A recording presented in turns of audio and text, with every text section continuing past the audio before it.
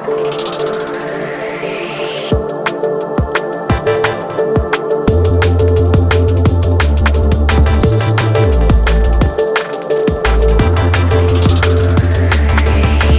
we welcome you on the 108 Floor podcast. Today we've got Sam Kelsey on, and how I'd perceive him as a truth seeker and someone who's gone through a spiritual awakening and is also helping others on their path to finding inner peace.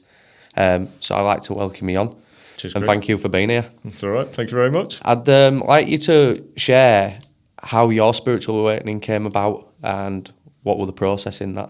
Well, it started initially sort of, right the way through my life really, because I was socially anxious. I had massive health anxiety all the way through my late teens, like all the way through my 20s and things like that. A lot of people didn't know about it, It was like, I thought I had cancers everywhere. That was the big one. Right.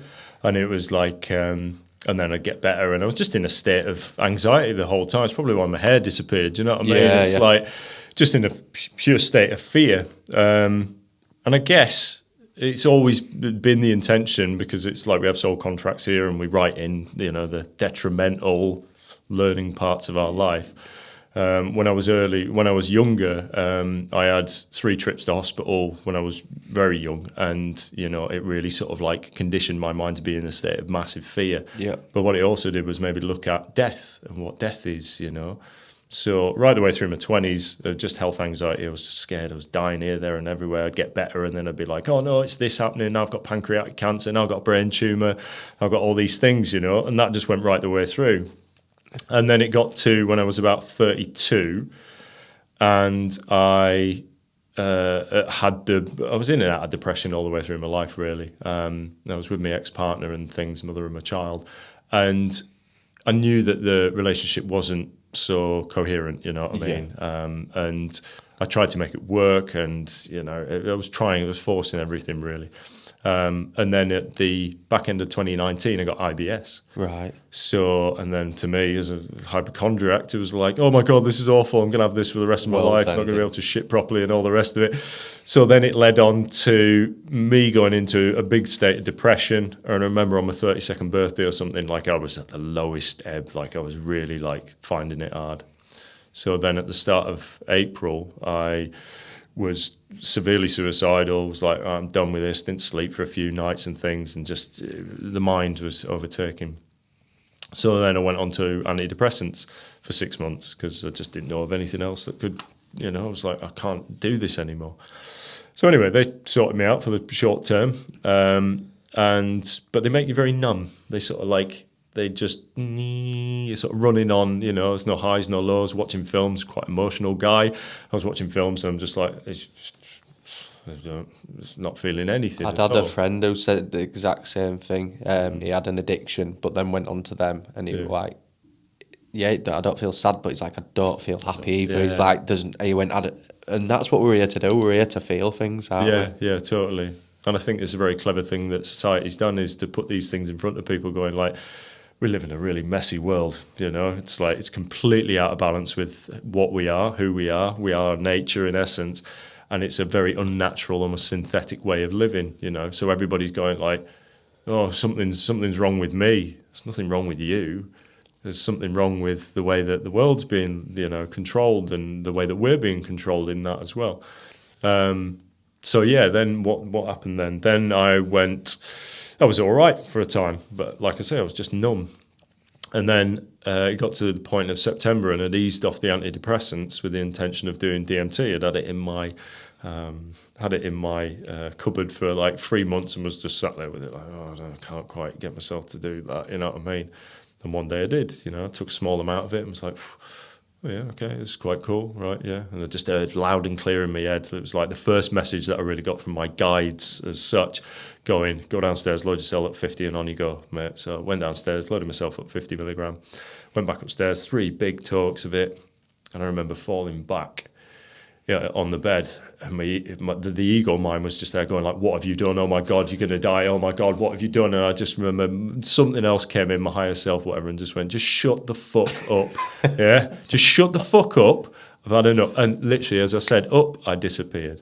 everything that I thought was me, the story, the beliefs about myself, the health anxiety, everything, just every part of me, I became the fabric of the universe, you know. Just and then faded away. when I came back from it, I remember just being in a complete state of awe, you know. And it's like psychedelics are incredible tools, you know, on the journey, but they can be a bit much as well for certain people, and they're not for everybody either. I must say that. Yeah. But for me, it was almost like my soul knew it was the right time for me to do that, to realise that I wasn't my story. I wasn't, you know, all of my anxiety, all of that was just a created illusion, you know, that I was bringing from the past into the future, and that was creating my future as well. So it was very empowering, very empowering. But that's where it really started for me, and then it's led into everything that's happening now, really. You know, it's like I left my job that I'd been in for 13 years. I was working as a forestry manager, and I didn't like it. Again, I was compromising every part of myself in order to fit in or for money or whatever, and none of that stuff made me happy. Hence why I went into all of this. You know, it was catalysing in my body as like health anxiety. That's it. Yeah. So it was going like, you're out of balance, you're not listening, right, suicide, right, on you go, you know. And it had to get you to that point. So... I think Jim Carrey says it as well, a state of anxiety and stuff when we're going through that depression, it's your character getting sick of playing that person. Yeah. It's about, and I think, I don't know about you, but when you look at people wanting to, someone's explained it before when they said, when teenagers, they're very suicidal, it's not that it's a physical death, it's about transformation, and they don't understand it, and it's a part of rebirthing yourself, isn't it? Totally, that's it. And yeah, for any young people who are listening to this as well, it's like, you don't want to die. It's a part of you that is wanting to die, and it's just a story. It's a belief about yourself that's wanting to die. It's not yours. I don't like to say your ego. It's the ego mind that has been conditioned into us. You know, but that's the game we're here to play as well. And it's like, you know, once you find sort of like a neutral peace with that, then you're able to navigate these roads a bit easier. Do you know what I mean? Yeah. So for anybody who is going through anything like that, your body, it's not you that's wanting to die. It is just a part of you. And once you do release this, then you can sort of like go up through the levels of consciousness. Do you know what I mean? It's just that part's wanting to die. But like you say, it's been misinterpreted, as you know. But yeah, and I think it's because we're scared of what that next step is as well. And it's, I know it was for me. You're scared because you can't see what's in front of you, of what's going to happen when you're shaving all these parts off of yourself, because you don't fit in, do you? You don't fit into the same places you once did, and that's the part of the unknown. And I think many of them have said it before. There's a lonely chapter to that, isn't there? Yeah. How's your take on the lonely chapter? Yeah, it's an integral part of the journey for people. You know, everybody says, I'm so alone. I'm like, is that a bad thing?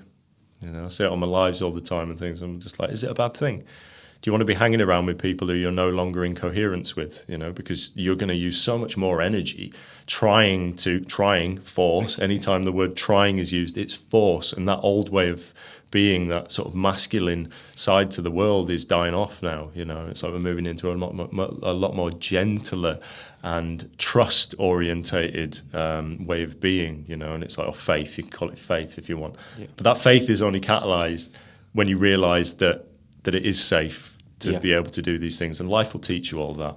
You know, very, very simply as well. But that's why it is the path of surrender, and you're going like at certain points you're scared because it's like change is scary. You know, the ego mind wants comfort. It's like what we were saying about food before, you know, it's like it wants that comfort, doesn't it? You know, it's like, and like, don't think that we're perfect at all. We're not at all. We're walking this journey and stumbling like everybody else, you know. It's like, don't put anybody on pedestals and things. No. But it's that beauty of being able to admit that, because only when you admit certain things can you actually change these things. Before, if you're going, no, I've got it sorted, it's fine. You know, it's like, it doesn't, then it's going like, do you? Right, we'll just shove you further down that path, you know, to get that humility into you and things, you know. What's your take on it then? Of why we do like keep on eating the bad foods that we shouldn't be eating? We know we shouldn't. like I spoke about it before off camera, is I see it as like I'm self-sabotaging. Is that a way of me holding off the progression of me going forward, or do you think that's just inherently something good to be able to sit in and see what's not working and what is working? I think there's quite a few dimensions to it, really, as far as like the eating goes. It's almost like, yeah, we are. That's what I feel like. I'm like sabotaging myself to a point, because it's just like the greatness of what you are truly capable of is like comes with a lot of responsibility. Yeah. And maybe it is in parallel lives to this one, we've maybe misused that responsibility, or it feels uncomfortable, or there's so many areas of why, but really it's just about recognizing your thoughts around it. And life is like, your soul is never in a rush. Do you know what I mean? The ego wants to think that I've got to have this all sorted now and all the rest of it, and adds this extra pressure to people's lives. And this is what I help people with on the calls, is just take the pressure off yourself, okay? You're exactly where you're meant to be. Everything will teach you. You don't have to go out there and force it or anything like this, but just recognize where it is within. Your body is like an attuned receiver.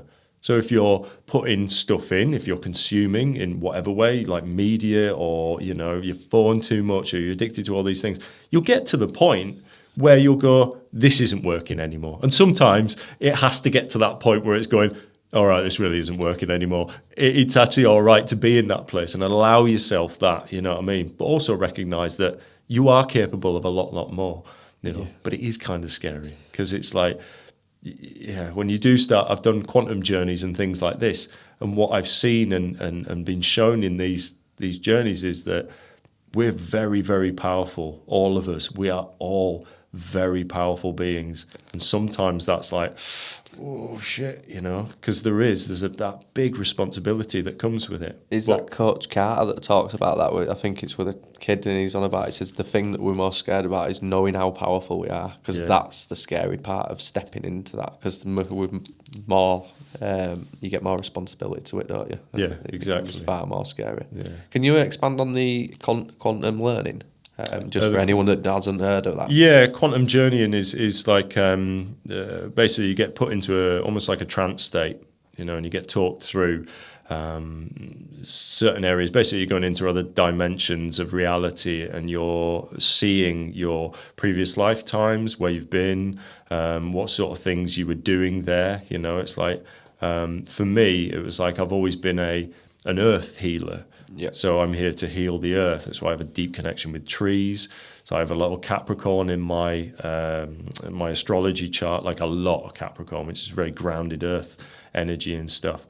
And I've done incredible things. I'm not going to go into all of what it is in them things, because my still the ego mind is going, that's not true. That's not right. You couldn't have done that, and all the rest of it. But I know that the potential of, how many lifetimes you've lived, not only on Earth, but in other star systems, you come in with an inherent, basically, when we come into this Earth realm, we get amnesia. So it's like you get memory wiped. So then you've got to remember who you are. Look at this. That's it. Yeah, I've thought about that in ages.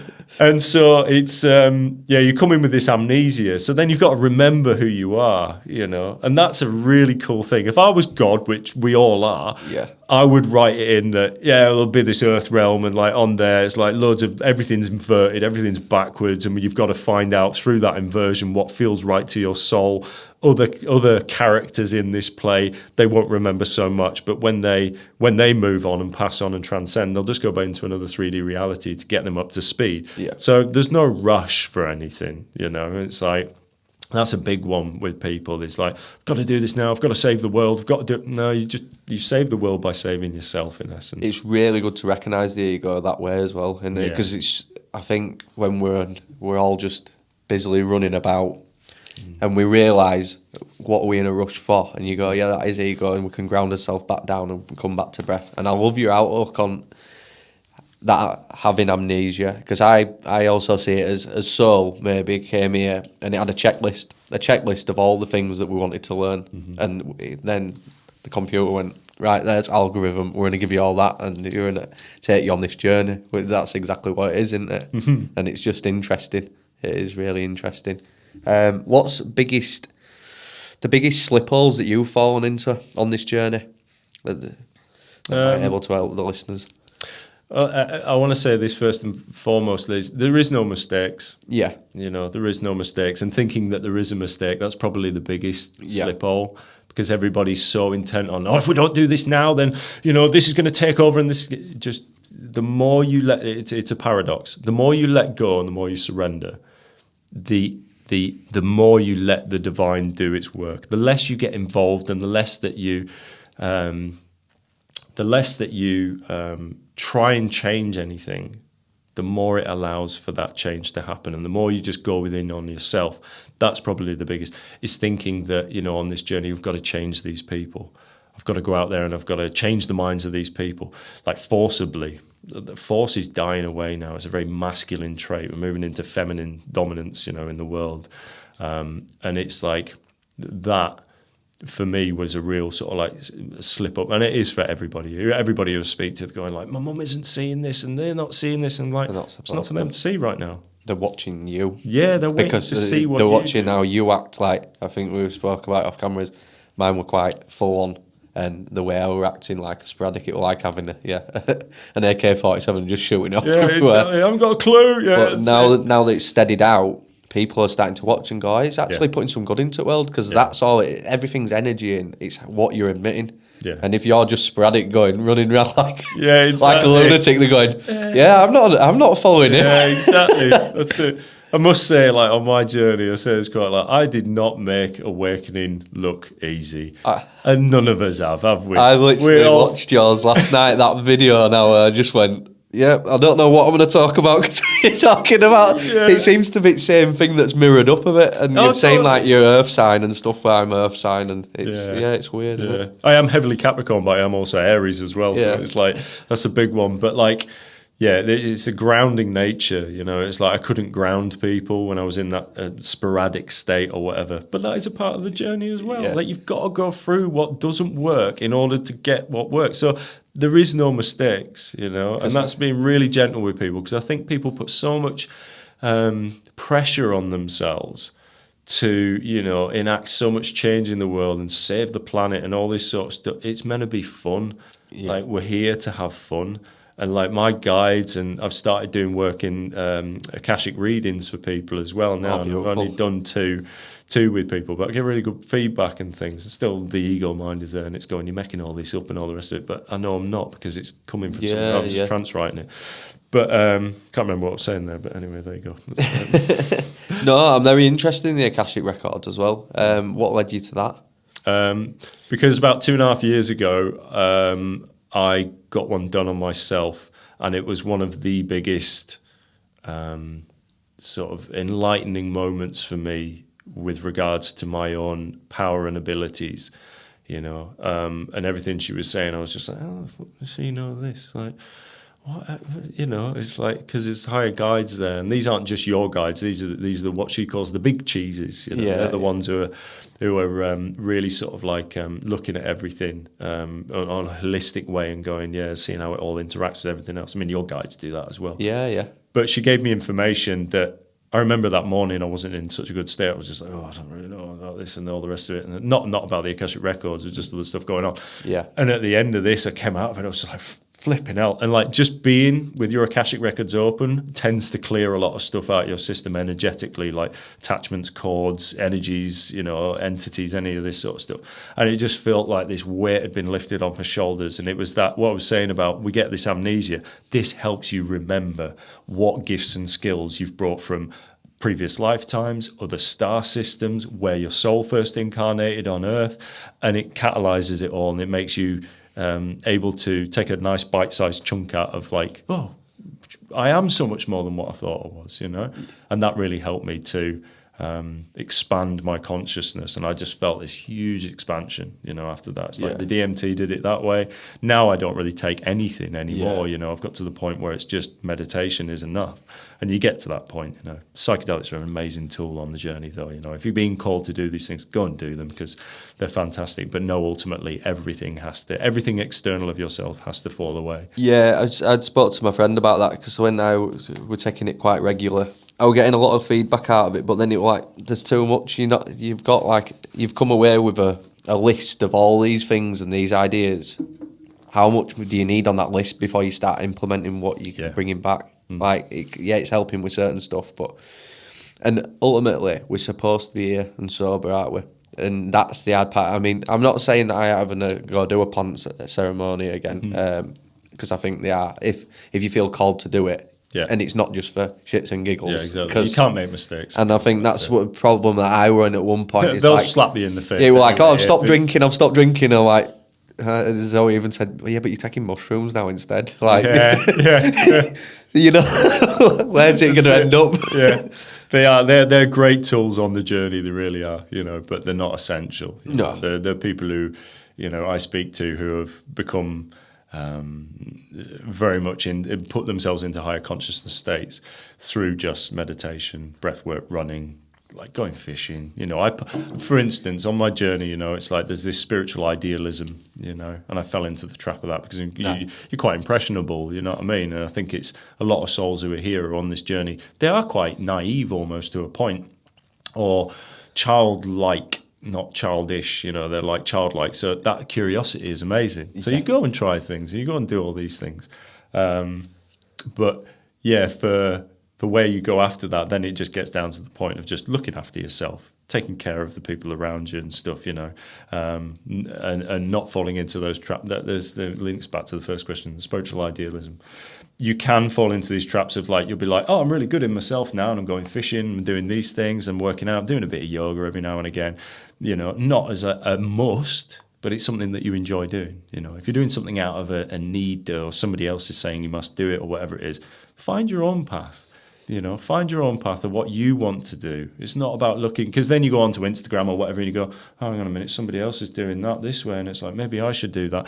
And you fall into that trap again, do you know what I mean? It's finding that middle path and finding what you like to do. Don't worry what anybody else is saying. Like, I think the way I see it as well is when people are talking about God, and I don't know what your perception is, God, divine and stuff, I see it as that you're ultimately trying to connect to your highest self, when there's loads of different dimensions, but you think there's levels of you that's already dead, then there's parts of you that's come up, and then you, wherever you are on scale now, but then there's the highest you that is the best, very best version.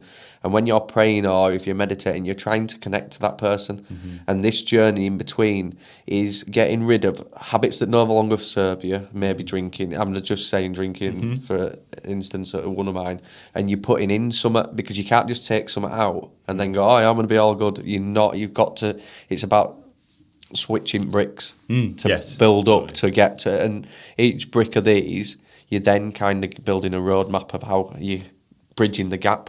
Yeah. And is there any techniques that you use to get to your highest self? Because obviously that's what we're ultimately, well, I'm trying to get to, and I'm guessing you are as well. Yeah, I think we already all are our highest self. It's just we've also got this, you know, we're already all enlightened. It's just the mind that's keeping that awareness from actualizing, I guess. You know, so that's why I say to everybody, find your own path with things, you know, because we put so much pressure on ourselves to have this realization or whatever it is.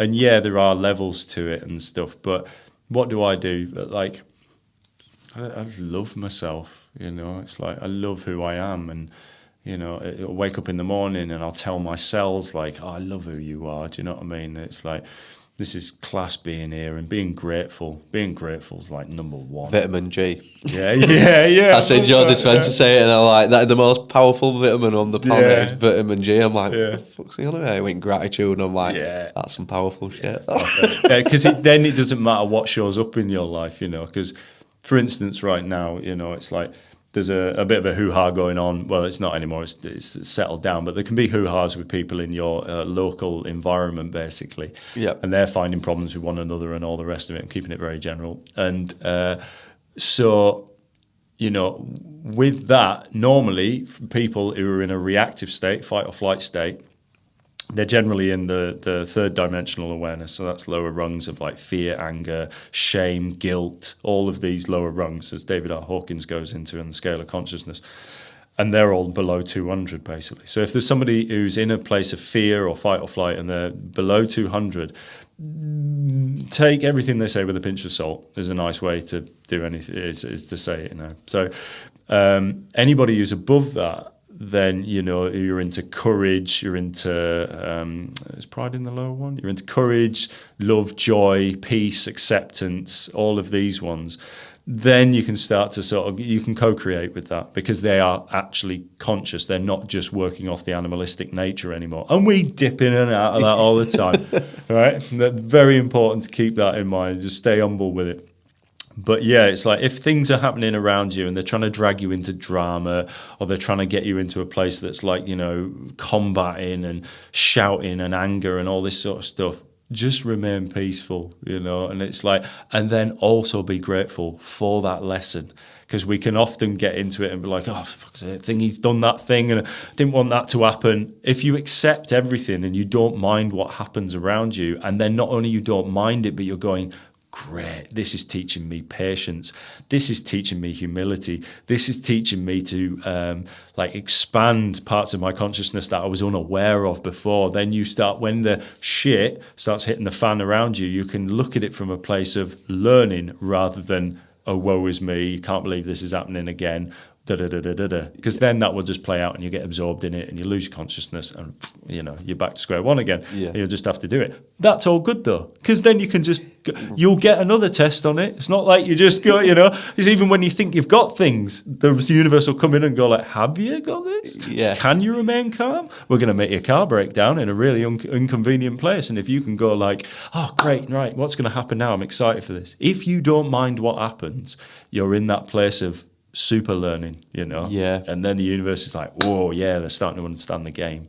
Yeah, I really like that. And as you said, I had a woman yesterday working at a job, and customers come up and says, oh, someone's crashed because your van were a tiny bit out. Mm-hmm. But she'd seen where I'd gone into house. If it were a problem, she could have asked me to move. But so I've come down and her husband's giving it all this and shouting, and I'm just not talking to you. Like, if you want to talk to me like a normal person, I'll talk to you. And she's crying, and it's all, and it's realising where you've come from. Because a couple of years ago, I had started shouting back, or there had been an altercation. It doesn't need to be like that. It's fear, isn't it? Yeah. And I thought, I think it also gives you a way of compassion of knowing.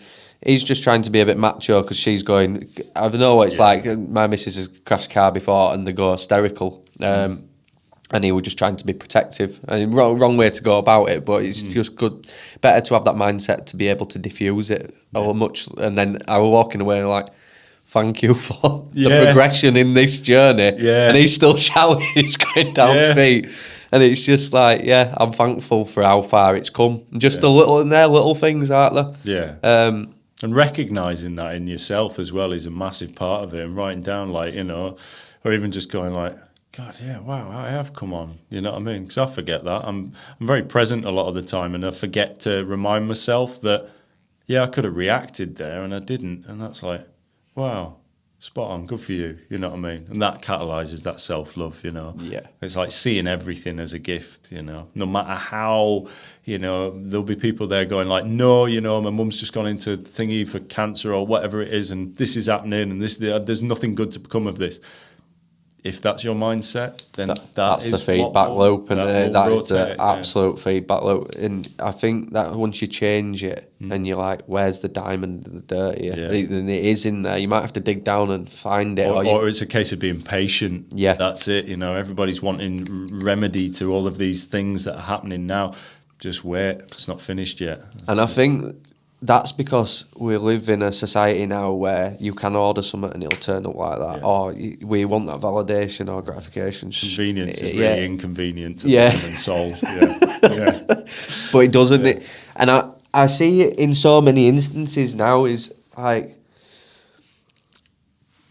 with the food, we were on about it with the food, and it's all abundant all the time, and we do. I eat it far too quick from being a plasterer, and just because you don't get much time, and trying to get out of that But if you realise, because it's so easy to get the food, there's no labour gone into it. We pass over some money, it's there. And it says when you actually cook something, you tend to eat it slower because there's been time and love put in it. Yeah. And I think the same with a lot of it. We just take everything for granted, and it's passed off to one side, isn't it? Yeah. And that's it. Everything is, everybody's just like, oh, well, you're spiritual, so it's all right. And it's like, you don't realise everything here is spiritual. Like, if you want to call it that, and even that's boxing it into some term that is, totally different for everybody who hears it. You know what I mean? Like, some people it's negative, some things are positive. And that's the thing with everything in life. There's positive and negative in everything. You know, it's like, even me saying there, convenience is really bad for the human soul. On another level, if you pay it down a way and you learn stuff from it, it's also a really good thing. So it's like, there is no good and bad in everything. Everybody's looking for this polarity in life, because the ego wants to attach to this is a positive thing or this is a negative thing, and it's just like, you don't know enough for you to label it as something as good or bad. And we all fall into that from time to time. Oh, I definitely do. But, and I think I listened to someone the other day and he was saying, I know that there's no good or bad. He says, because he says it went to a cold water plunge with his wife, and he says, it was the best time of my life. And he says, I looked over and you ask her experience, and it's like the worst. It's just so, it's how you perceive it, and life is a perception game, isn't it? And it's on that idea of growth. Is that person looking at it from a place of growth, or are they looking at or expansion or contraction? And like, contraction is like fear, expansion is love. So that polarity is there all the time. You decide whether or not it's a good or a bad thing. Yeah. No matter what's happening. No matter what's happening. And we can react to things and they'll be caught out with this, do you know what I mean? I'm still really triggered by stuff every now and again, but going like, oh, good, yeah, right, I'm being triggered here. So that means there's an unconscious part of myself that's still living in fear somewhere. So it's like, how can I turn this round and see it from a different perspective and not get dragged into everybody else's drama either? That's a big one, Yeah, that was an early one with me. I knew for a long time I didn't want to gossip, but it was something that I found, that's the only thing that I could talk to people about is when you meet them, it's like, oh, how's so-and-so's? And you're like, there's not talking. And a lot of people talk about this, it's when you're not being the main character of your own story. Like, you've got nothing else to talk about than other people. Yeah. And then it ends up a whirlwind, doesn't it? Yeah, giving your power away, that's it. But we see that a lot of that in soaps, or people are getting programmed with soaps or whatever, and we see that they do it. I seen my mum and dad that he'd booked a golfing trip and she started going off on one, and I went, you're just doing what they do on Coronation Street. And I says, how many people is that programming to do that? I says, it's all right that you're allowed to leave the house and go do your own thing, but you've been told by a show that that's where you should act. Yeah, it normalises it, doesn't it? Yeah. Like, I did it with Zoe over there. She said how she'd said something, and I went, that's one of them American shows that, right, she likes watching. She'll even admit the badly acted American shows. Yeah. And I went, I've just seen you act how they did. Yeah. And I know, because it's crap acting. That's it. It's funny with that sort of stuff as well. It's like, I have a friend of mine who's really, really connected, and she just says, like, she watches utter shite sometimes, do you know what I mean? Just to ground herself, because we need to, especially with myself. That's why I go fishing, and that's why I'll just watch like carp fishing videos on YouTube if I ever need to ground on earth. I'm like, oh yeah, I'm here too as well, you know what I mean? Yeah, definitely. Because you can be so imbalanced in your chakras sometimes that it can lead to psychosis, Yeah. It's like, well, it did on my journey, that was it. Have you feel like now you're getting more in touch with your inner child and you seem quite happy? Because the thing, I've had the same conversation with everyone that's been on, the hardest thing that I found of when I went through this awakening, it stripped me to see a lot of truth, but then it stripped me so bad that I've always been good with sarcasm and like a sense of humour, and it was like that were just depleted, and I just could not get to speak to anyone on that level, and it was like I wouldn't even laugh. It was is there a part? What did you do if you have connected back with that? What are the tools? What's helped you ground back to find yourself again and put it back together? It's sort of like that feeling of safety, isn't it? I guess that's what we're talking about, because the inner child needs to feel safe on some level, And yeah, for me, it was just For instance, like when I first started my awakening things, you know, and I first did Bufo or whatever, you know, it's like I heard a friend of mine, and this is this spiritual idealism, and you know, there's no right and wrong for anybody. You've got to let everybody do their own stuff and just don't get involved at all. But anyway, it was a real good part of it, because I remember saying like, oh, I really like going fishing and stuff, and she went, oh, she was vegan and stuff, and she went like, oh, you know, no, fishing's awful. How can you do that and all the rest of it? And I was just like, oh, no, maybe I can't do that anymore. And it was just like, now I got all these signs from the universe now, like in the last year or so, and it's just like, well, I walked into a garage one day and I was thinking about fishing and stuff, and there was that song, "Don't Be Afraid to Catch Fish," like that, and I was just like, ha. Beautiful synchronicity. So I was like, right, fuck this, I'm going fishing, you know what I mean? Went fishing, and I had the most beautiful time, and it was the most consciousness expanding time as well, going fishing and grounding out in nature. And I was like, why did I ever give this up? Because of the wants of somebody else or the opinions of somebody else. I allowed them, I allowed myself to stop what I was doing and what I loved to do because of some other people's opinions. So that's why you can't judge anybody for what they're doing, you know, even if you deem it as good or bad or whatever. There is no good or bad, you know. It's not to say that you go out, I really like murdering kids before I went and my spirit. It's not that, you know. It's like there's things that make you feel lovely inside and all the rest of it, and then there's things that are a detriment to you and others around you. Read between the lines, you know what I mean? Yeah. But things that you love to do, go and do those things. That's a really good grounding practice, and getting back in touch with your inner child, and know that it's safe to do these things. You know, and don't go on the wants of other and opinions of other people, no matter who they are. No matter who they are, you live your life for you. You know. I did it with football. I were mad football, and then I stepped away, and I'm like, well, you're giving your energy up to that, and I guess that is my idea. If you know more about a football team than you do about your own family, I think there's maybe an issue, imbalance. an imbalance in that.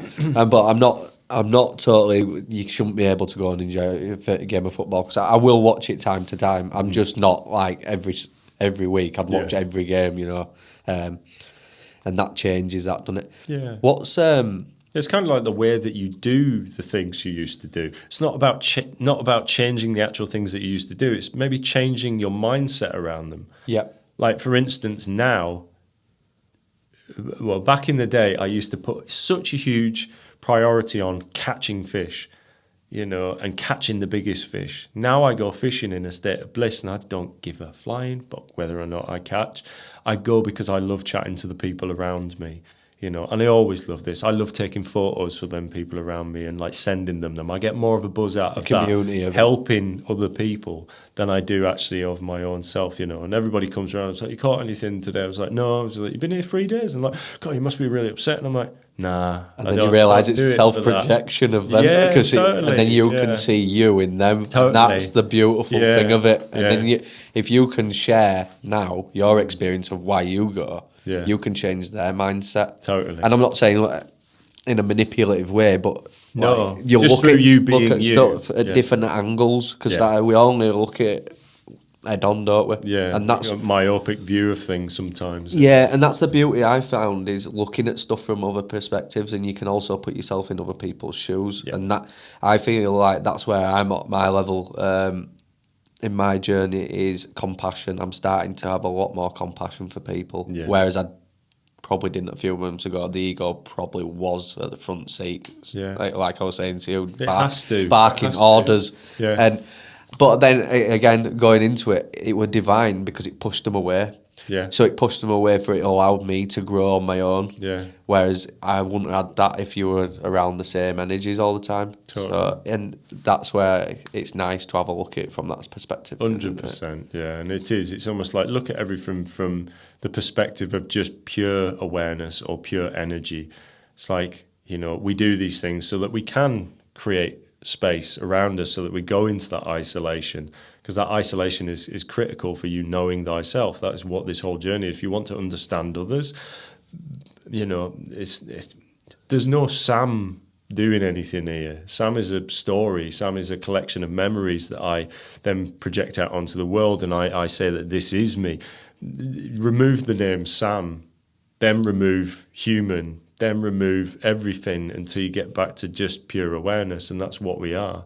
Yeah. You know, it's just pure awareness. And then once you to be relatable and to be connected with other people, you have to first be connected and know yourself. And that's why they say on the journey, know thyself. I love that podcast as well. Oh, it's brilliant, isn't it? Yeah. That is one podcast that I listen to every week. And even if I don't never heard of the musician, there's some gems there all the time. Yeah. I think the synchronicities of listening, when I listen to that, the things bobbing up. I listened to one yesterday, and in fact, it'll bring me to the topic of, we were on about purpose. It's something that I've been asking guests as they've been coming on, and it's something that I've thought about a lot. And I'm like, have I found my purpose? And they said your purpose is like, it's a North Star, it's not a destination. Mm-hmm.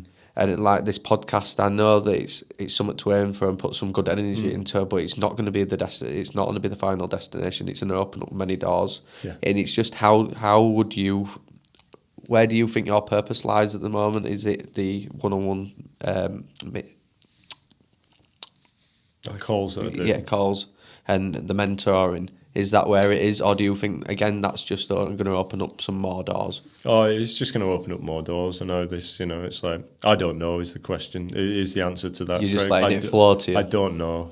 It's like you get to a point where you surrender your will almost, because whatever egoic idea is not bad. Whatever egoic idea that I have about what my future entails is tiny compared to what my soul has in store. So all I keep doing now is saying yes to things, and I feel into the energy of it, and I'll go with it. I get the sense that it could possibly be with men's work. There's a lot of disillusioned men here right now who are very imbalanced in their masculine and feminine, right and left hemispheres, body. I get the sense that it's maybe going to be something to do with that. Holding space for other men, allowing them to cry, somatic work, I don't know, like getting us down to that point of just awareness, pure awareness. That's what we are, and it's like removing all the labels or the societal expectations or whatever it is. That big part of it. But the thing that fills me with so much love and joy is doing the calls with people, because a lot of people are stuck and they're scared to reach out to people because they think that they've got to sort it all themselves. And sometimes we just need a little bit of a, have you thought about it from this perspective? Exactly what you're saying. You can look at one thing this way, you can look at one thing that way. But if you're in it, and I struggle with this one myself sometimes, is to be able to see myself clearly. So doing things like this really helps. But having people, like I see the energy of the people who I'm starting to do calls with, and they're very isolated, a lot of them. Maybe not physically, they have people around them, but spiritually, they're not connected to the people around them. And you've been through it as well, haven't you? So this is where you're like, and I think this is what drew me to want to do this, is because I'd been in that place, and I'm like, I don't want anyone to feel like this. Yeah. And I think that's where, you're coming from the heart centre. Yeah. Sorry. Yeah, no, 100%, that's it. So the answer is I don't know. We will see, but I'm really open to just following my highest passion, and that's it. Like Bashar says, just don't worry about whatever the future plan will change over time. You just have to go, what's the next exciting thing that I can do right now? What's that thing that really fills me full of joy and love? And don't worry if your ego will come in, you can't do that because you haven't got the money, and you did go and do that thing. Just start, make it work. Go and do that thing. It's just starting, isn't it? Yeah, and then the ego definitely wants to back you off it. Like, no. Because it's scary and things like this. But it's like now I'm very comfortable in situations like this. At the start of my awakening, I couldn't leave my house. I was terrified of seeing my next door neighbour, who's the most lovely old lady. It's like if I ran into anybody, I was so socially anxious and stuff like this. Now I'm doing stuff like this. So for anybody who's listening to this, who is in that place, like I've had a lot of help from people along my journey as well, but like everything changes. You're never going to be in that same state for a long time. And that's the way the universe works, is it gets you to a point of suffering. I've had enough of this now. It's like us with the food and stuff, It's now it's going like, right, I've had enough of this now. Come on, this isn't working. So Still going to have a ball tomorrow. Exactly. I'm saying this. That's it. You're already thinking about it. But let's be realistic, Craig. I'll have a bowl of cereal tomorrow. That's it. But things shift incrementally, and you're never, whatever you're going through right now, you're never going to be given anything that you can't deal with. Yeah. God, if you want to call it that, the all that isness, the Tao, unconditional love never gives you anything you're not ready for. Yeah. Never. The other thing, like you mentioned, touched on anxiety there, and a lot of people are dealing with it. I've never really got anxious. It's more in cases of people that I don't know, or in big groups. Like with you, it's fine. But when I meet big groups, and I always thought it was just me. And what I've tend to found since I've felt more into energy, it's that I can feel other people's energy. Mm-hmm. And when you see them all turn at you, I remember when we had a party last year and they just all turned, and it felt like it would have crushed me. Mm. And I had to, once I've said hi, out of the room, I'm like, deep breathing. It never happened to me before. I'm guessing that's what a panic attack is. It's like, but you took it up all on yourself. Yeah, it's fear of judgment, isn't it? That's it was really odd. Yeah. What's your view on it? Yeah, on anxiety and stuff like that. It's as we progress down this path, you do get more sensitive, But there's like an intermediary phase where you can feel everything from anybody. So you've got to do like protections and things like this. Like, somebody said to me the other day, it's like wearing a hat actually protects you when you're in public, And even if that's not true, the belief in that, then the placebo I'm fine, you know what I mean? And doing clearings and stuff like this, like I do my yoga on an evening, and that grounds me and centers me. And then I also like working out. Then you're lifting your chi energy. Your energy is really strong in your body, so that when you can be in front of loads of people, or you can walk into places that might be uncomfortable and things like that. So it's knowing about how to balance that. But clearing, I use a lot of frankincense and myrrh and things like this, and I burn all that like 3, 4, 5 times a day or something, and just cleanse my energy. I have salt baths just to clear off any energies. I say that thing, it's like I call my energy back to me now from any person, place, blah, blah, blah, blah, blah. Yeah. All of that intention, because this is what this whole life is about. You, with the beautiful intention that you've had, has now created this with this amazing floor that you might not be able to see. Thank you very much. Fantastic. It's coined with the epoxy. That. My dad's going to be fascinated by this with sacred geometry on it as well. So you've put a load of love into it, That started from a thought. Everything starts from a thought. Negative, positive, you know. We can de-evolve or we can evolve, So it's like finding that intentionality in whatever it is also goes to protecting yourself energetically. Sometimes we're just overwhelmed. Yeah. There's too much going on and we haven't had that time for ourselves to just reconnect back with who I am. Everything's good, sweet, I'm love, nice one. Cool, right, even that, but breath is so powerful. That's what I've also found, like, before my awakening, I really liked big groups and I'd like to involve everyone, and now I much prefer to have a one-on-one conversation, or if there's just a couple, because I think you get so much more out of it. And when you try... It was that I didn't want people to be left out, but the more you include people all the time, you are leaving them out, because they're the ones who don't want to speak in a group. Yeah, they're unheard. So you may be doing opposite to what you intended, which I find quite funny. Yeah, interesting. But it's also when we were doing this room, when I'd made it was going to be for a Venetian plastering, and when you say about the surrender. When I'd done a ceremony by myself, I didn't know where to be at that. In that moment in my life, I didn't feel like that's what I wanted to do fully. It wasn't fulfilling me. And I surrendered, and then all these ideas of this came along, and it were because your ego way isn't the way. No. There's a better path if you just get out of your own way. Totally. And that's what's fascinating about it. Such a good term, getting out of your own way. Like that is like the number one phrase that you can use, it's like, what's stifling your growth? Get out of your own way.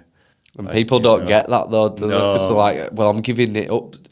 And I think it is scary for me, because I think even though the beautiful things are happening when I am surrendering, but I feel like I'm just going on to everything's been taken out of my power, and I guess that's ego still going. I still want some kind of control of where it's going. Yeah. Because otherwise it feels like it's happening to me. Yeah, and sometimes the best thing that we can do, like right now, I'm in a phase where I'm not really on Instagram or TikTok or anything. I'm just taking this time for myself to really catalyse what I am, who I am, and what I'm doing here. But that isn't something that I'm consciously doing. Yeah. I'm in flow most days, and it's like, I know my mum and dad look at us, or my mum, she'll be like, you just don't really do anything, do you? And I'm like, no, I don't really have to, because I know that it's all coming to me. But the lack mentality of this is that we've got to, oh, no, I feel as though I do need to actually action stuff here. You just let it all come to you. That's a wrestling match all the time, is that? Yeah. And there is a balance between that. I think there's an intentionality, but if you're scared of, it's like we could say there's things that are obviously really scary and we don't want to do, like putting your hand in a fire, it's the obvious example. And everyone says, well, if you just give up and surrender, then you'll just walk into the road. It's like, no, you wouldn't, would you? So, come on. Obviously not. It's a deeper level. Oh, so God will save me. It's like, no, you're a fucking idiot. And you get up there and he's just like, what do you do that for? You can't even go back. You're mangled now, It's like, so it's like, it's finding the balance with making moves on your highest excitement, you know what I mean? Yeah. That's the big one. And they don't have to be huge moves, It's not... Like, my intention isn't to save the world or any of this sort of stuff. It's just to save myself. And it's similar with you, Craig. You've done exactly the same. You've gone and created all this because you care, because you see yourself in others. And that's the beautiful thing. But, yeah, having that move, like, when you said, can you come on thing, I was like, yeah, of course, It's like, I get to drive past my hometown and stuff, and I'm going to stop in there on the way back. Yeah, of course, it's beautiful, and I love doing this stuff, and connecting with other people. That's the stuff on a quantum level. They're little things to us, maybe, but they're huge things to the universe, Yeah, and it is about lighting up other people's day, isn't it? Yeah. And that's the main thing. It's the little... I think I did it the other day where I just said, I don't really know what to do today because I know what my monkey mind will do. It's like, you've got to do this, got to do that. And I try fling so much into one day that it's jam-packed. And I'm like, just let me be of service to someone or something today. And it was like bobbed up. And one, Jeremy, who's helped us with house, his dad's been asbestosis. He's not have that long left. Mm-hmm. And it was like, he told me he likes custard tarts over there, so I went and got him some of them. And he went and delivered it, and it just made his day. And it reminded me as well of going to see my grandma at the end, and you realise how much of an impact you have. Yeah. And it's like, do you want to come in? And I'm like, yeah, I will. Yeah, I'm going to come in. And it was such a great conversation. You can tell it made his day. And then he were on about having a dinner and stuff. He misses dinners, and we had conversation about foods like we did earlier, eating seasonally. And he says, sod it, we'll make a dinner for you tomorrow. And it just look at what you've done in that short space. Yeah. Because you got out of your own way. Yeah, totally. And they're the little things, but because the ego mind can't see any of that, because it's like, I need to do this for me, this. And it's... I know you're saying I don't want to save the world. I kind of do. I do want to save the world. But I think it's... I see it as a collective consciousness doing it as well as I can see your heat, because we're healing the world through knowledge. And I want to get to a point where you hear old stories of, like, as grandparents being able to leave the babies outside shops while they went into newsagents and for 20 minutes. We don't live in that world anymore because some of us don't. Yeah, well, some of us don't, yeah, I get that. Yeah. I don't know, I just want a more... A cleaner world, not when you're walking around there's rubbish everywhere, and there's and we've all got this attitude of, well, I didn't drop it. Yeah, but it is your world. It's like, but it's our world. Like, it doesn't matter. It's having that respect, and once I think we start to fine tune them little bits, and these are little bits that the everyday person can do. They don't have to be spiritual, and it's not about. I know people going, oh yeah, they drive, billionaires have private jets. Forget all that. It doesn't matter. What can we do each day? What can we progressively do a little bit more that doesn't take any more time? Because it's picking up. Me and my son, and he loves doing it. When we go out for a walk, I'll pick up rubbish, and as long as there's a bin on where, and I do want to design something that we can take out and drop. Really but these are little things. If we can inspire the next generation to do the little things, the micro things turn into the macro things. Yeah. Because the more respect that you have and walk around, I bet you hear everyone that's been to like Germany when they come back, they're like, it's so just clean. clean, yeah. It's just so clean and it's nice and it makes you feel nice. I'm like, yeah, because it's same as your environment. monks. Yeah. They just tidy up. Yeah. Because they're like, it makes you feel tidy. And what's the first thing? Is it in, what's the film with Bradley Cooper where he takes that drug? Limitless. Limitless. What's the first thing he does? When he has, when he drops that, he just cleans up. Yeah. Because it's tidy mind, tidy. It's huge, that. And It's people huge. just overlook it. And I was saying to my brother, because we've just started reconnecting now,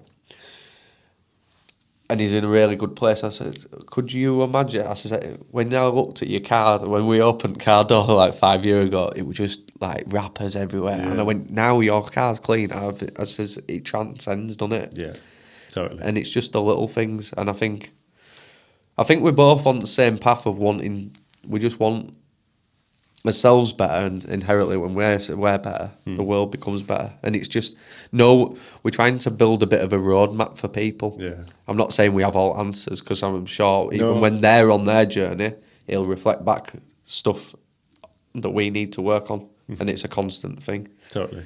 What's the hardest part of the journey been so far? What's been the most challenging part? Yeah. For me, I think it's been, or for the story that I tell myself about myself, I think it's been the journey of being who I am and not being worried what anybody else thinks. Because it doesn't matter, you get on this journey and you do compare, and you go, I should be doing this or I should be doing that or whatever it is. If we're ever shoulding ourselves, be very careful, because that is the ego mind, just going like, oh, you should be doing that, and you need to do things differently and all the rest of it. And worrying that, there's perfectionism. That's the ego mind in a nutshell. Everything's got to be perfect right now. That has been the hardest one for me mentally, I would say, is comparing myself to other people. Just as you were saying that, I thought about it. Is the ego also trying to get you off of your path? Because if you're going in one direction, It's trying to keep you safe. Yeah. But you're also Scared you of touched on it judgment. earlier. Is like, if you're heading in a direction which we are, and then it keeps on saying, why don't you go over there? It's trying to lead you off the path as well towards where you're actually heading. It's not a bad thing, though. That's the one thing I must stress to people, is like the ego, we're all like, oh, we'll just kill the ego and get rid of the ego. You need it. If it wasn't for my ego, I wouldn't be here sat with you right now. Yeah. I'd be like, oh, somebody else can do it, it'll be all right, and you just get into full universal flow, and it's like, well, the information will be received by somebody else, or it'll be spoken by somebody else. I don't need to be there. And it's like, it's about recognizing and integrating the good parts, or the good parts, the parts that make you feel harmonized and good within yourself. It's like, but it's not a bad thing at all. You know what I mean? It's like, it's there for a reason. And if it wasn't here, there would be no contrast. There would be no separation. There would be no mind telling you all of these things that you have to overcome and remember yourself. So it'd be like, you come into an incarnation, you're just sat in and just like, don't have to eat, don't have to really do anything. It's boring. Like, what can we do here? Put something in your head that like makes you really like unhappy. What's unhappy? Like, it's like, well, we'll show you. You see? So it's all a gift in essence. Yeah. What I wanted to touch on with you saying the little changes and things like that. There's like, if you want to change the world, all you have to do is work on yourself. And then you inspire people through that. Like I always say to people, you want to change the world? Little lifts everywhere you go. Picking up litter, tidying your room around you, your space around you. Like you said, Craig, all of those things. Like getting yourself to a point where you can rely and trust yourself. Not in a way that you have to, like what's the term? Like neurotically, just like. Have everything in an exact certain way all the time, because that bleeds into things. So there's good and bad in all of that. Do you know what I mean? It's like, but cleaning your room is a big one. Do you know what I mean? It's like, it's really good to live in a space that's clean, everything's clutter free, put away, because it is an isn't it? A reflection. A reflection of what's going on in here. Not to say that that's good or bad. You know, people who live like hoarders and things like that. For instance, I noticed, like, when we were up, I was looking for my Where's Wally books last Christmas. And we were up there with Mum and stuff. And I was just like, hang on a minute, Mum, there's all this stuff up here, you know, in the loft I'm talking about. And there's all this stuff here, and we don't really need any of this anymore. Do you want to, like, start shifting it? We'll take it, all the things, all our kids' toys, you know, from when we were kids and stuff. And you could see her energy was lifting, because it's like, yeah, we're doing these things that all of that stored stuff is storage in here as well, you know. And once you get rid of that, you feel lighter, don't you? Capacity for new stuff to come in, you know. And it's been a really interesting one. But anyway, yeah, little lifts that you can do. If you're in the supermarket or something, go to the checkout with the person and ask them what they love to do. I always, this is a big thing with me at the moment. I always will go to a cashier. Yeah. Because I think the human connection, and even like when you can see the beat down and stuff, you can bring it, you can sway it tide a bit. That's give the them potential of all of this. this. Yeah, and give them a little bit more. Like each time they say something bad, like try and battle it. You know what I mean? Yeah. With some Have you love. thought about it like and this, reframe it. it. Happen that it turns out quite good for you. You know. They go, you know. And you actually see them. I say like the twinkles. Yeah. You like, you can see that seed just planting, and you're like, brilliant. At least you know it's going to be growing. Because if you were that person, you'd want something. You all right? Yeah. What time do you clock off? Oh, this time. That's why I always say, like, you know, what do you love to do to people? Because you go see them and go, oh, I don't know. It's like, whereas some people are like, oh, I love bird watching and found this bird in Italy and whatever. And it's like, I've got all these wonderful stories from people who they've said what it is that they actually love to do. And then they go home and they go like, oh yeah, it was a really nice guy in the thingy today. That really lifted me. And it's like, hey, do you know what, Janet? Instead of kicking your head in tonight, I'm going to actually sit down and, you know, it's like in an extreme thing. It's like adding a bit of humour into it. Instead of that, you know, it's like he's all right with his wife that evening or whatever, you know. It's like, that's the way we change the world, you know. And you can see it now, can't you? Yeah. I think, do you think that we can just see it? Or it's like, it is actually, you know, like your lenses are switched on just for the awe. Yeah. Because that's another one you're like, yeah. That's the only thing. I'm too over analytical. I'll go, whoop, oh dear. Yeah. Look at it from way too many angles. But it's interesting. Something else I wanted to touch on as well. Is there been any like truly moments in your life where you're like, I had one where I'm enlightened because I've had this meditation and it like taking an ecstasy tablet and I'm like, oh, I'm enlightened, and it were a big crash down in next couple of hours. Have you had any moments like that? I was in a state of bliss after I did the DMT, and nothing could get me down because I was viewing everything from this universal holistic perspective. It was almost like I was taken out of my body, looked at the universe as a whole, and just went, so we're all one. You know what I mean? So yeah, I've had that. But what pulled me out of that was actually being on my phone too much, you know, and thinking that I needed to make money or. You know, money's the one that is a big trap on this journey, you know, as well, because it can lead you down past, but it won't make you happy. It doesn't matter how much. Follow at heart. I've noticed with like if you're following numbers, the numbers are infinite. Yeah. But if your heart is actually a compass towards what, like my dad just couldn't get his head round this. He still doesn't now. It's first time he's said to me, we're on about doing this and dropping Venetian D-signing van. I've gone to the toilet and come back in, and he went, I'm a bit disappointed in you. Like, what? And he went, well, Venetian, you were really good at it. I says, you never really even said I was good at it. I says, it's because you don't. I says, it's because you don't understand what this is, do you? And he went, I just don't. And I went, well, it's a different time of living. And I says, this is how, like, I don't know where it's going to take me. I says, I might end up, I don't know. I says, it might not even work out. I says, but at least I've followed my heart. And it's the regrets. I think I'd always regret if I didn't do it. Yeah, 100%. And how do you find doing the videos online, you know, when you put in the Instagram? Because for me, I knew that I was doing it, but it's not something I wanted to do all the time because I think it was lining me up for this. That I find it easier to have conversations than me being in front of the camera. Yeah. How do you find it? Yeah, but like I only realised the other day that I'd been doing it for literally 2.5 years straight or something like that.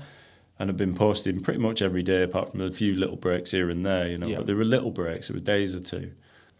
And then it was about a couple of months ago, I was just like, I'm just knocking it on the head for a while. I'm not doing anything on it. Same now, I'm in a period of some little bits, little bits. If something comes to me, then it comes to me. Whereas if I'm trying to force anything, and it's all out of fear, then it can overtake you and it can become something that's a chore and it's not fun anymore. And I don't want it to ever get like that. Yeah. So being aware of that is a huge thing, And there is moments when usually when I'm in the car and I get all these downloads, if you want to call it that, and I just make loads of videos in a Wanna and I've got them all banked there and then I can just schedule them and I can leave it. Yeah. So less is more for me on that. But now I'm very aware. If I watch a video and I'm like, well, I don't make forced videos anymore because I already know the energy leading up to it. And I'm just like, no, it's got to come from a place of, what's gone on in this day today? And could that help somebody? Yeah. And I know that it's leading to, I've got enough of a base there that I can help as many people as I need to, through the one-on-one calls. And I do free 15-minute, I don't like consultations, and you're not a client. It's like you're just people who I chat with. And that's what I say to people. I'm not a counsellor, I'm not a therapist, you're not broken, there's nothing wrong with you. I'm just a mirror. I'm just a mirror for you to see yourself more clearly. And we just have a chat, that's it. Keep it really open, as the heart does, do you know what I mean? It's like if you want to then book a call with me, a longer one, or you want to book 3 calls, then you're free to do that as well. And they are paid, because it's like, and it's a thing on this journey that I think a lot of people struggle with, especially the spiritual community, is just like, you can't charge for this and all the rest of it. You have to recognize your own worth. Yeah. And money is currency, money is energy as well. And almost there's a place where you could say it triggers people who are in that lack mentality. And you've got to become aware of that. You are giving something of service. Knowledge is service. Knowledge is power to people as well. And if you can share knowledge that changes their perspective and changes their life, then that is worth something. Yeah, it's power. And money is a part of that. You need money here to live. I have my daughter, it's like I can't just live for nothing. Yeah. But I know that it's moving now into other areas as well, where there's, like the shilajit that I do, I know this is incredible stuff. And it has a massive impact on your cellular system and stuff like this. And the more research you do on it, that's incredible. So I do affiliate marketing for that as well. Yeah, we'll put a link in. And it's something that I've struggled with. Is accepting and allowing that abundance, which is what we are. We are abundant beings. Yeah. But we've been separated from it. You must earn a living. Then you're taught it's bad. Yeah, and then you're taught money's bad, and it's it's the root of all evil. Well, there's good and bad in everything. It's how you use it. Exactly. It's how you see it. And be humble with it and be modest with it. And I've actually just reduced the amount of money that I charge for my calls just because I want to help more people.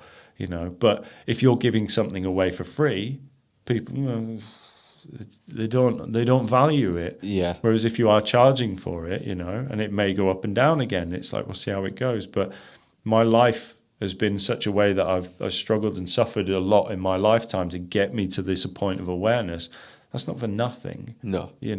And money it's a currency. It's flow, and to have more of it, you must let some of it go in order to keep that cycle there. So it's like, but it's still something that I struggle with. I still go up and down with these thoughts. But yeah, I'm valuing myself a lot more, and I've had a lot of good people around me who have helped me to reflect to me my own innate value. Because it is something that I struggle with. I just give everything away for free all the time, Yeah, you can't. You've got to find value because you're not valuing yourself. Totally. That's the way I see it. I've seen it with a lot of people. Like we're going to be doing a workshop group here in the next few weeks, and it's for a lady who does astrology, Hayley. And she was like, we won't charge. And I went, no, you will. I says, because I don't know how many hours you put into it. I says, I ain't bothered about getting home for it. Yeah. I says, I'm quite happy doing the course for nothing or whatever, but I want you to charge. I says, people just If they don't think they've got skin in the game, they won't turn up. And I says, that leaves you depleted. Yeah. And I says, number two, you've put all these hours in. I says, it's unseen hours. Yeah. And it says, that's the ego, self-doubt. You're like, oh, I haven't got it. Yeah. And there were a quote that said the other day, the problem with, I can't remember who said it, says, the problem with the world is the intelligent people are filled with self-doubt. Yeah. And and the knobheads are all dealt with loads of confidence. Filled with confidence. Yeah, exactly. It's like, so we're trying to bridge the gap of the balance. Totally. But it shows that there's a real great humility in that side of things, and that's a real positive thing, isn't it? Yeah. Because it's like, I would, it's like, and Susie, the Akashic reader and doing my course with, she said to me 2.5 years ago, it's like, there's nothing wrong with charging for your service. Yeah. You are giving people something. Do you know what I mean? And in fact, if you could potentially change their whole trajectory of life onto a path that is a lot more positive and geared towards service to themselves and other people.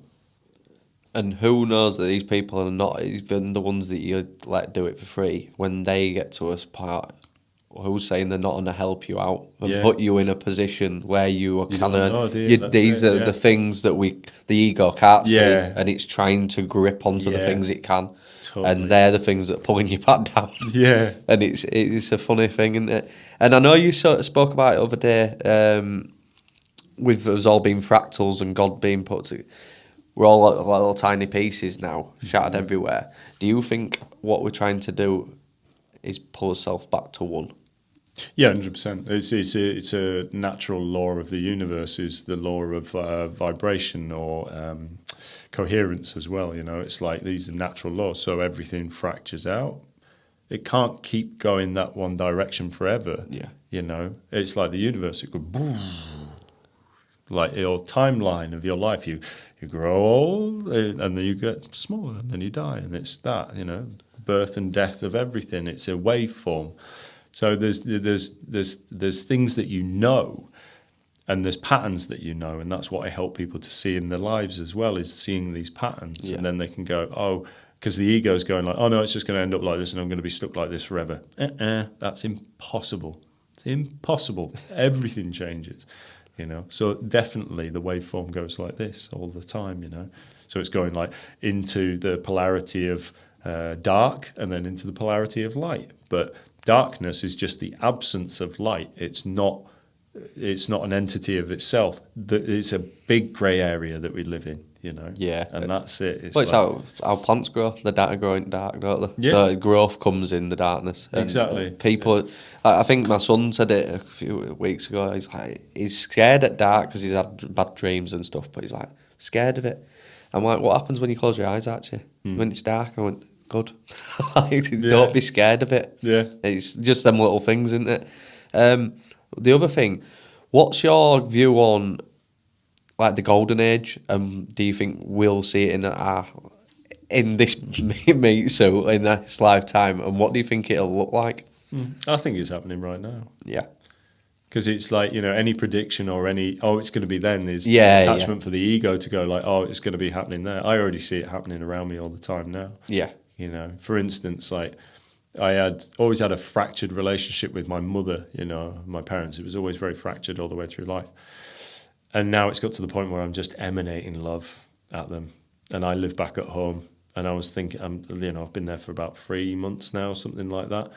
It's been the most beautiful time ever because I've changed, and that change has been so positive that it's now emanating out. And I actually had a word with my mum the other day, and this is the golden age, in essence, this is it. We're coming into this realisation that we're one with everything and there's no resentment anymore held, And I said to Mum, you were doing the best that you could have done with the tools that you had, which were few and far between. I can feel this, what you're saying. It's lit up. And I think that's what we're here to, when people are talking about breaking ancestral lines and people are like, it sounds a bit out there, I'm like, this is what it means. It's like, when I first looking at stuff, I'm like, oh, my mum and dad and this, and you're like, oh, that's why I'm like, and then you go, oh no, we're supposed to reflect back, and we're supposed to help each other and see why we come from that loving compassion, because then it also breaks them patterns that they had, and it breaks the patterns that you had. Yeah. And it's a beautiful thing, is that. Yeah, proper. And I see it, it's like, even just little things, it's just like, You know, I was the first one in my family to start saying, like, I love you, you know, when I love you, you know, and it's really uncomfortable because they're not in contact with that love. So it almost feels as though it's like it's just bouncing off them and things. And they'll just go, yep, you too. You know, it's like, whereas now you do get it, you know, and it's like that love is emanating in because it's replacing the resentment or the fear or the anger that was there before, you know. Yeah. And it's like that's how we change the world as well, is these little things, you know, these little tiny changes that mean that in the future our children don't have to go through that, you know. That's what it is. It's the awkwardness of it, because my dad's always been same. He's like, oh, I really want everyone to get along and I want it all loving. And me and our kids really like hit on, and I always say I love you now, and the kids are really getting on, and it's really nice unit. And he's more uneasy than he's ever been. Yeah. And I'm like, this is what you wanted. And it's like you're repelling against it. Yeah. I says, you've got to. But he's very much so. They're scared of that. He's always looking for the. My dad's because he's a problem solver and always had to be, and he's also got fear within certain aspects. He's always looking for he can't enjoy the present moment because he's constantly like, what's going to go wrong next? Yeah. I'm like, you're missing the part that you're going to regret missing. You enjoy it while it's good, because not every day is a good day. Yeah. Enjoy it. It's getting to that point, isn't it? It's so hard for them to do that as well, because it's something that I reflected on within myself. Like, I was terrified of love. But, you know, it's like I have a patterning that I've realised within myself recently is that I have an avoidant attachment style or patterning within my consciousness. And that was really interesting to delve into, because the avoidance side of things is I don't trust anybody. I've got to do everything by myself, you know, and I'm still in that to a point, you know, but through me and my good friend, we're working through this together. Do you know what I mean? Because her and I have the opposite, you know, it's the avoidant anxious side of things, basically. Yeah. And being able to speak openly, just what's going through your head when you're triggered and you're brought back to that place of childlike like vulnerability, I guess. To be able to speak that out in a way that's healthy is massive. You know? But it's something that I didn't understand. It sounds like your dad, if he's a problem solver, I'm a problem solver. Yeah. Because I had to make sure that everything was just so that I could feel safe within myself. Do you know what I mean? It's like, that's an avoidant sort of trait, you know. It's also an anxious trait as well. But it's something that I never understood. You know, I was just like, no, everybody does this. And I push people away because I'm like, I don't trust you, you know, enough because I've got to do everything myself. Because when I was younger, what I would do is, like, if anything kicked off, I would go into my bedroom and I'd have to sit there and go through everything in my head of what just occurred and make sure that didn't happen again, you know. So it's safeguarding yourself. It's a safeguarding thing from the ego. But it's shutting you off from all the other opportunities as well. And yes. that's where the surrender comes. It's like, because I think the more you find out, you're in a child that didn't feel safe enough to come out. Mm-hmm. So it doesn't let them walls come down. And just as I was pushing my daughter as we were getting back, a woman just outside school, we were on the phone, and she these are the only words that I heard. It says, all he wants is love and attention, obviously, on about the child on the phone. And I'm like, that, you know, just like, when I'm thinking of things to say, and I'm like, that's all everyone wants, is because we are to connect with us in a child, and that's where we're going to feel as happiest and most creative, because that's what kids can do. We don't need anything else. It's about the love and attention. But it feels like there's barriers and blockages that we need to get past. Yeah, subconscious as well. That's it. To get to reconnect with that inner child. And I think once we all get to that point, I think it's going to be a very fun journey. Totally, and I think that's the unified consciousness that we're all coming into. And like you say, you know, it's like we've all fractured out into these tiny separated fractals, and now we're coming back into unity again. What does that mean? It means that we have to allow all of our deepest unconscious patternings to be able to be revealed, so that we become one mind again. You know, we become that unified consciousness, but there can't be anything hidden there. So anything that we're scared of, or anything that is, you know, there that's keeping us and resisting and going, nope, that is now being looked at in a massive way, and it plays into the astrology. It's what's happening with the planets. It's exactly the same. Aquarius, aren't we? I think it said, yeah. because Haley mentioned it the other day. It says we'll be in it for the next 20 years, and it's all, this part's all about truth, but collaborating. Yeah, And I think this is like co-creation, and it's what I feel is like, it's not that me that's going, I'm going to change the world. It's like, no, there's there's an army. And this will take me on to what I also wanted to touch on is Christ and Christ consciousness, and how do you see it?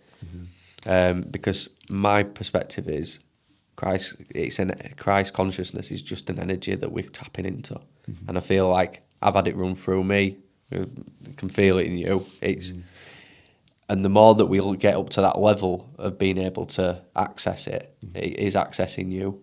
Yeah. To bring this in. What's your take on it? Yeah, exactly. It's the journey from the mind to the heart, isn't it? That's it. And recognizing yourself in others. That's it. And however much the ego's stories and things are different, it's different places, different circumstances, different people, the energy is the same. And that's why you can connect with people. That's why I do the calls with people, is because I know that God only puts people in front of me who are, or my higher self or whatever. It'll only bring people in that I'm ready at that level to be able to help them in that way. Yeah. So it's like, but it's all through, I just go, speak, what's been going on? And I go, oh, yeah, I know how I transmuted that energy. This is what I did. I never say, this is what you do. I just say, what I do in this. If they ask me, for help or what would you do in this situation, I'll say, I would do this. This is what I did in that situation to get me out of that unbalanced energy within myself, and maybe look at it from this perspective. I'm going to be selfish here and ask a question. It's something that's been riddled with me recently, and I spoke to our kid about it, and he was like, oh, it's because you think you're high up spiritual, and it's not. I used to dance when we used to go out drinking, and always fine. Until the last few years, I'd say with Zoe, I'd say when we were taking MDMA or whatever, I'd be fine. Obviously, everyone's fine dancing on that. But when I met Zoe and we went on his first holiday, I remember we went to Tenerife, and it was Hard Rock Hotel, and I think it just opened. We weren't actually staying in there, but they took you in and give you some free drinks, and everyone were dancing. And I could see she wanted to dance with me. And I'm watching everyone else, and I'm really happy that they are. And it keeps on happening to me. My whole legs, it feels like concrete. I just can't move. And I don't know what it is. And when I watched your video over there, and it was like, just lean into that energy, find out what it is. And it's like, it's consuming. And it's not like, I don't know if it's, I'm not looking around the room to see who's watching me either. It's like something that's just holding me back from being... letting go. Yeah, but I really want to. But when I do let them move, I'll look like I'm moving so awkwardly. Look like you're on ketamine. Yeah. That's exactly like that. And I just didn't know if you had any advice that you'd maybe be able to give me. Yeah, go and embarrass yourself on purpose. Yeah. Yeah. You just go into a supermarket and shout, I love you at the top of your voice, or stuff like that. Yeah. Because that stuff breaks that because you've got self-image, like a self-image kind of thing. Yeah, that's it. Or dance completely ridiculously stupid. Do you know what I mean? Or whatever, like it's exactly the same. Whatever that fear is, do above and beyond what that fear would be. And over time, it then diminishes, That's nice that you said that. That's like making sense when I said we were taking too many mushrooms and doing all that. I needed to see how far bar could go there to go that way. So, but yeah, it breaks all them conditions, doesn't it? Yeah. No, that's beautiful. Is there anything else that you'd like to touch on? No, I think we've touched on so much actually. Oh, signs from the universe. My knee just nudged then. Okay, right. Our nervous system is the divine connection. It bypasses the mind, bypasses your ego. And I think we get ear ringing, okay? Yeah. We get signs out here, we get birds chirping and all the rest of it at certain times when you're thinking certain things. And I think it's something that it took me a while to discern what these messages and signs were. We're being given signs and signals all the time, whether it be through numbers, you can do tarot cards, you can, listen to certain music like I did in that garage with the go fishing sort of thing. And it was like, if you ignore these signs and signals, then it will be of detriment to you, or it'll make your life harder. And it's almost like the way that I see this is like a filling dam. the dam's filling like that, and you can just let it out there and it goes down. Whereas if you don't and you resist it, and this is about just keying into your intuition really, and for people who aren't aware, if you're getting little body taps or nudges, like, I get little twinges on my arm, and I'll just be thinking or sitting in meditation, and I'll get these messages just like nudge, nudge like that, and it's literally your higher self going, yep, go and do that thing, yeah? Or like birds tweeting outside, blackbirds. It doesn't matter what bird. Yeah. Just listen to these certain feathers that drop. I'm yeah. just very curious because I get the ear ringing, and I get it quite frequently, and the right one's been doing it for the last 20 minutes. What I don't know what signs are they? Whatever it means for you is whatever it means for you. Some people say that you get ear ringing in the right, that's angels. You get ear ringing in the left, that's your ancestors. If you get a dull ring, it's something to be aware of, more cautiously. But really, I interpret it all as just whenever they nudge me in whatever way, just bring self, be present of what's going on. Yeah, and be present of what your thoughts on. are saying. Yeah, in that moment, and make a move on that. Similarly, if you're on Google Maps or whatever and you're typing, like for instance, it was an hour and 44? Yeah. So like 3 6s and 9s. I always get the 4 3 6s and 9s, or double numbers or angel numbers. It's not so much about like reading in subjectively what anybody else has said about these things. Yeah. It's about what it means for you. And where that point is in your day, or you're like, it's like can be confirmation that you're going the right way. Yeah. The one that I've seen that bob up recently is like when I'm going, and it definitely happened, and Zoe gets to see it all the time. If I get chocolate and then you look at time and it'll go down, it'll like 5 4 3. When you look at it, and I'm like, I see you. Yeah, exactly. But I'm like, it does it on the morning when I do alarm. This morning it was 1 2 1 when I woke up, and obviously 2 minutes later when you look, it's 1 2 3. So you're heading in the right direction. Fell back asleep and it's back down. Interesting. I never thought about it like that. Yeah, I have with 1 2 3 when it goes 1 2 3. It's like this is your next step. Yeah. There's a graduation being shown to you in a sign. So it's about you looking at it from your perspective of what's going on at that time. It's funny because when you first get into it, you're like, am I just looking at time just for any? I'm like, no, definitely not. It's too precise for it not to be. Yeah, exactly. And then it begs the question, like, what made you look at it at that time? What actually pulled your head around? And it scares you. Do you have any simulation? Yeah, it's pretty much it, mate. It is, but there's a fear that comes with it at the start of my awakening. But if it wasn't for my nudges and my body taps and all of this stuff when I was in my real dark psychosis phase, then I wouldn't be where I am now, and I wouldn't have the discernment. And like I say, all of the things that I thought were bad, later on down the line, it all turned out that they were all good, and it's all good if you perceive it to be. Yeah, definitely. Was it like a one moment where you knew? Well, you're saying with the DMT as well, but like mine, I had depression, and I never experienced it before, and I asked God. I didn't even know God war or out, and then it just says I need some help. And it was just, that's when all the synchronicities and all the numbers were bobbing up. It was like waking up at 3:33, and it was too much to even at first I didn't even dismissed it, but it gets your attention that bad. But you're like, right, I need to search something. It's like you're on about health. You're like, something's wrong with you. So you start looking at I'm like, what the hell are these numbers? I need to know. It's all bad, isn't it? Like when the ear ringing started, like my mind went into meltdown about what it is. I was like, this is that. So tetanus and I had it with chiropractor because you had to fill out of all this list, and I'd only ticked the ringing in ears. And he went, what do you think ringing in ears are? And I says, it's something.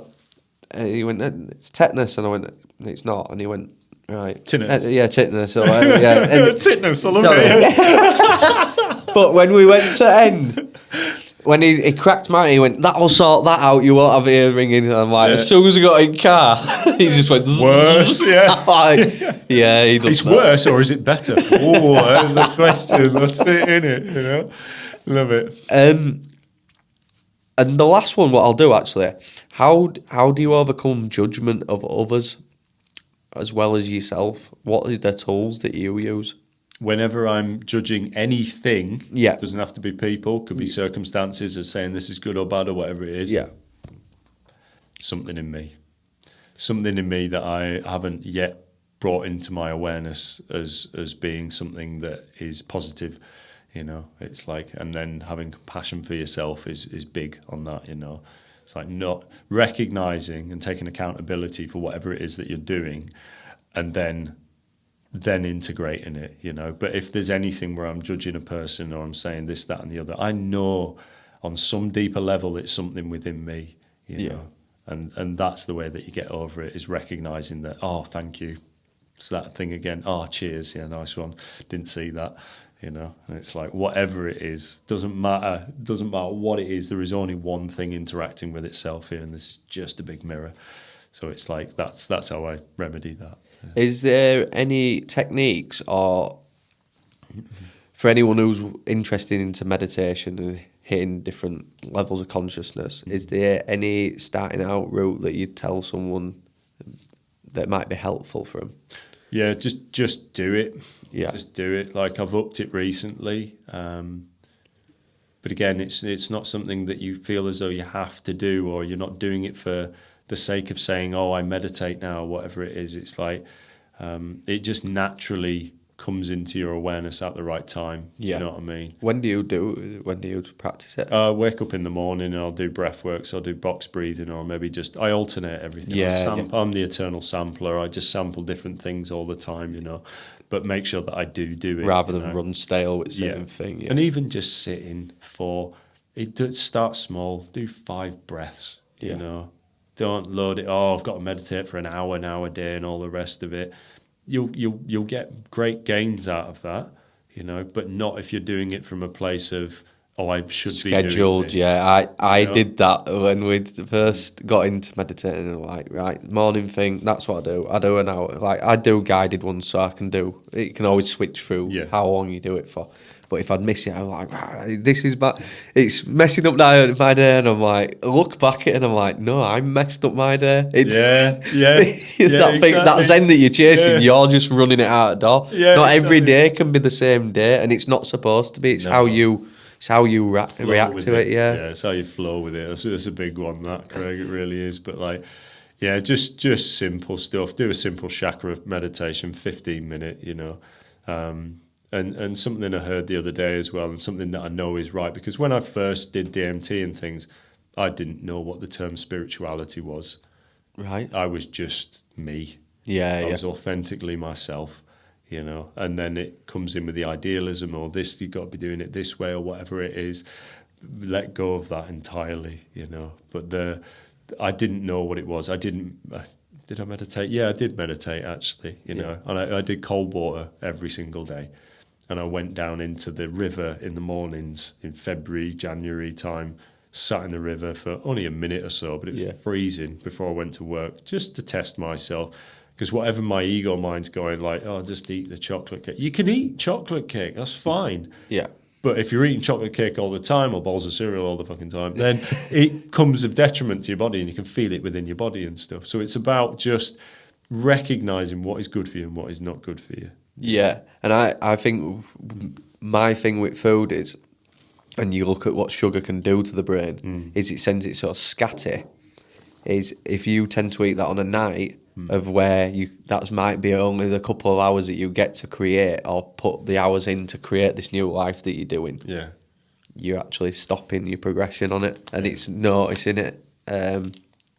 But I think a lot of things with sugar's going to come out in the next couple of years as well. Well, it is coming out, isn't it? Number one drug. That's it. Oh, it is, isn't it? Drug, yeah. And you look at kids when they just don't have it. And they're like, that's where I think it's really hard of how do you get to a more natural... That's the hardest part I find, going to on holidays or kids clubs or whatever it may be, trying to let your kids not have what every other kid in there is having. It's so hard to bring that self-awareness. You can't go look at them after a fruit shoot, because they are. And I know we do give us kids fruit shoots from time to time. We just try to we don't have them in the house. And it's just, where do you get to? It's tough, isn't it, that one? And recognising, it was something big that my friend said to me. She was just like, Sam, you're going to fuck your kids up. okay. And I'm like, oh, great. You know what I mean? Not in a great, I want to do that, but Yeah, it's but like deflated, like yeah, we are at the start. We're like the first or second generation that has started to really wake up en masse. Yeah, it's like it's all since 2020. Like we're the first lot, and we're putting all this pressure on us that we've got to change this right now. It won't. It will happen. In order for us to get out of this slave mindset, it's going to take about 7 generations. That's what I've heard. That could be sped up. It could be slowed down. The more people that become aware and all the rest of it, you know. But then there's the middle path of it. I really like carrot cake. yeah.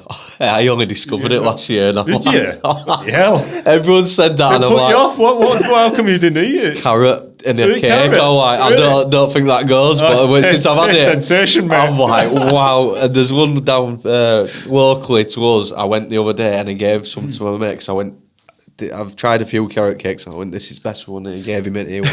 He says, I couldn't even eat it all for myself. I took it home to my family. We're only a small piece of cake. And he says, I'll let them all try it. And he says, the mouse was just... Yeah. I'm like, yeah. In fact, my mouse was walking Yeah, I just know, I'm thinking thinking about it it. now. It's like, but that's it, you know. It's like we can't put so much pressure on ourselves. There's got to be some pleasures, aren't there? Exactly, and it is about that sense. We're here to sense and taste and feel and touch and all of that stuff as well, you know. And it's like, yeah, we can be these stringent, but what you notice if there's something, it's like what you say when you first start working out, you got to stop eating this and start doing this and do it. Fuck off, mate. Who are you?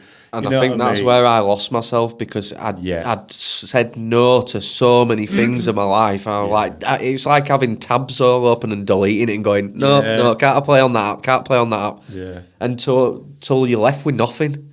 And you're like, Totally. well, the only way is up, but I can't eat or drink anymore. And I'm not supposed to enjoy anything that I were enjoying. Yeah. And it's like, no, let's start. Comes full circle. It's like with fishing. Oh, it's not spiritual. I'm not going to do that anymore. You know, and it's like there was that period where I didn't actually need to fish. You know, whereas now I'm just getting back into those things, and everyone And you're allowing yourself to do it. Yeah, exactly. Without guilt and being who you are. You know what I mean? And it's like if somebody wants to judge me on that, cool. I don't really want you in my life. Yeah, you know, because it's like there's many traps along the way, and it's this whole thing about. You know, there's lots of egoic attachments for people on this journey going like, we must save the world and we've got to do all this. You've just got to allow the world to get on with itself. Yeah. You do your own life. And if you're ever trying to force anything on somebody else, just recognise that's not your soul. That is your ego doing that. Because I think that's what's nice about the podcast is I don't have to have the conversations with everyone of how it goes. You tune in or you that's I'm putting that energy. It's open, I'm putting that energy into a source, and if you want to tap into it, tap into it. If you don't, and that's not your shop, like walk to the next shop window and have that. Exactly.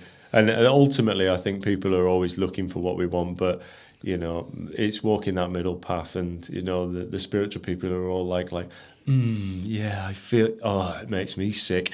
You know, it's just like it's all false. It's not real. It's what they've been conditioned to believe is the right thing to do and say, but there's no authenticity in that. That's why it's good to unplug though, because that's a lot of it now. Yeah, like on your Instagram, and it's just like, no, it's not. I like real. the real people. Yeah, I like people the who ones swear, who just show all parts of themselves. You know what I mean? It's like. Because when you have people, I tell people about stories about myself and the battles that I've had, like with the way my ego's worked, and they're like, "Oh, I wouldn't do it like that." And I'm like, "No, I'm not in that same way, but you do in another way." But it's better to share that because you're then reflecting on someone else, and they're like, "Oh, I do that." And it helps like people with their shame. I always had to feel like I had to. If I give someone a gesture, I wanted something back. But they don't know. They just think you're being nice. Yeah. And I don't know where that's come from. It doesn't happen anymore. But they're little things. But people are like, I don't do that. I'm like, no, but you'll have your own traits. Yeah. We're all learning together, and that's what it's part of, sharing the darkness as well as the light. Totally. Because the darkness is the thing that everybody's scared of, like your son, isn't it? You know, but you show them that, no, that's where the cream is, mate. Like, that's where you want to go, you know, because it's only through that stuff that you'll free yourself. And since I've started sharing about the ancient avoidance stuff as well with a few of my male friends, they're all going like, oh, God, this is massive.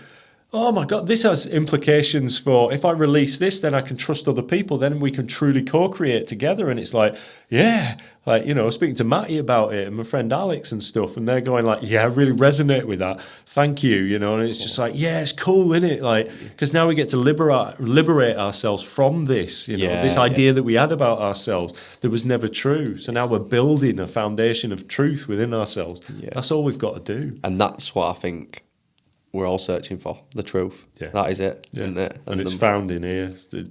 We are the universe. There is no space in between. You find it true in here. You get down to that finest, tiny detail of yourself, and then you understand the all.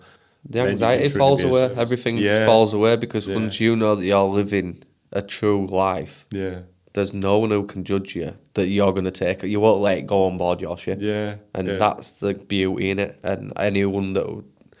It is painful searching truths because you ain't that good person that you think you are either. You are underneath, but the programs on top are not telling you that it's the opposite. That's what you're deprogramming. And I can guarantee every single person who's listening to this, if you're scared about some aspect of yourself that you think is true about you, that you're this awful person, that you're horrible, and I can't believe you've done those things, you're not. You are acting out of fear based on a system that's created you and conditioned your mind to think that.